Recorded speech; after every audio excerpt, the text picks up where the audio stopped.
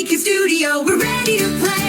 In a world full of wonders, fun can be found.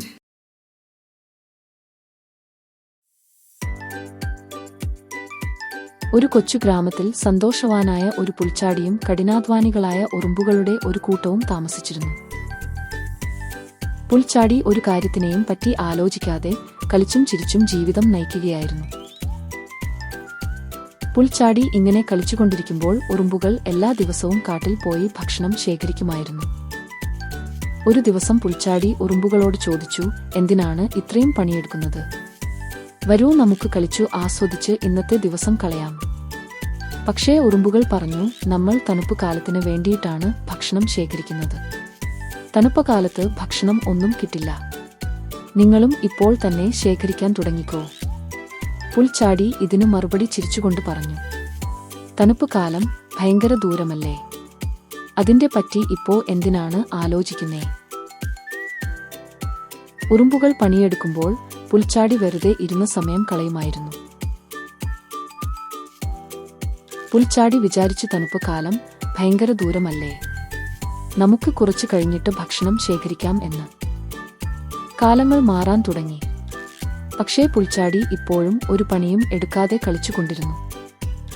ഉറുമ്പുകൾ മഴക്കാലത്തും പണിയെടുത്തു. അവർക്ക് അറിയാമായിരുന്നു തണുപ്പുകാലം വരും മുമ്പേ ഭക്ഷണം ശേഖരിച്ചു വെക്കണം എന്ന്. ഒടുവിൽ തണുപ്പുകാലം വന്നു.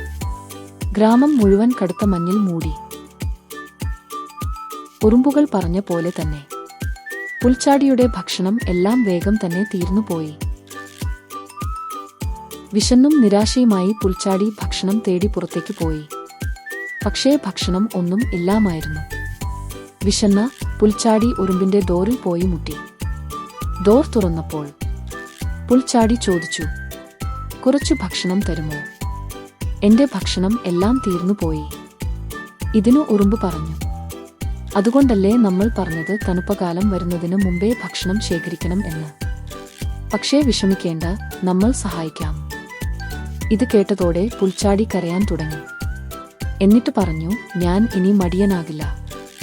ഉറുമ്പ് എന്നിട്ട് പുൽച്ചാടിക്ക് കുറച്ച് ഭക്ഷണം കൊടുത്തു. ഉറുമ്പുകളുടെ സഹായത്തിന് പുൽച്ചാടി കടപ്പെട്ടിരുന്നു. പുൽച്ചാടി അന്ന് ഒരു വളരെ പ്രധാനപ്പെട്ട പാഠം പഠിച്ചു. നാളെയുടെ മികച്ച ജീവിതത്തിനായി ഇന്ന് തന്നെ കഠിനാധ്വാനം ചെയ്യണം. If you like the video, please don't forget to share, like and subscribe.